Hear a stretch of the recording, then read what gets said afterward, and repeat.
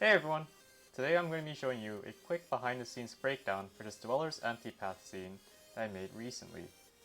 Now, before I begin exploring in depth, I first want to share that the applications and tools I use to make this possible, which are Blender, Photoshop, Millinote, and Freeform on iPad.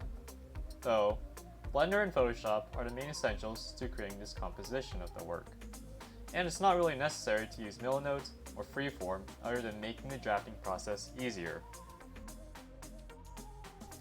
In the past, I've made fan work on Dweller's Empty Path once or twice every year, and I wanted to create another as a yearly tradition.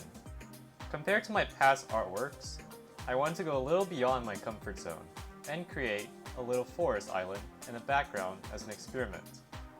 It would be where Yoki would go out, embarking on a journey and wanting to explore her nature. Additionally, I want to feature the original design of Yoki, as I felt like it personally fit well with the cartoonish style I envisioned for the scene's design. Ideally, this revolves a twist of combining nostalgic elements and the intention of bringing something to life in modern day. In the initial stages of the design, I decided to include dappled shadows to make the environment feel a little more atmospheric in the forest. Alongside, I wanted to make the scene feel like it's actually Dweller's Empty Path, but in 3D. For example, the colors from Dwellers are more vibrant and usually bright looking, which I wanted the overall composition to orient closely towards that. As for the art direction of the environment style, I went a little loose to reflect creating my own unique design.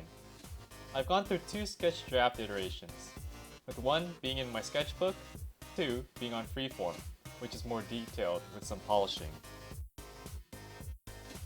Everything that you see here is completely created by hand, from modeling to rendering, the pre- and post-production of the scene. Usually, in the modeling process, I try to look back at the collage in my sketch drafts as a blueprint. Once everything is completed and brought together, I tend to do some pre-post-production by rendering the colors through the color management curve and compositor tab to bring out this preliminary desired results before post-production. Ideally, this is rather one half of the rendering process, as I do it one more time in Photoshop, with some controls I can use outside of Blender. Now, we are at the final stage of the complete render.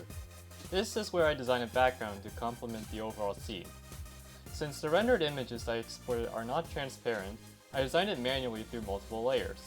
Sloppy with how I created the background, I added in a couple of trees and a house, and merged them to the designated layer, whether front or back. While it's not the proudest design that was done by manually creating it alone, it still served as a nice contribution to the composition. And obviously, I did for post-production pre-work by adjusting the colors while matching the overall feel I wanted for the scene. All in all, this comes out to the final result that we see here. And that's the entire breakdown. I hope you enjoyed or learned something new that I could share. Nevertheless, I hope you have a great rest of your day, and thanks for watching.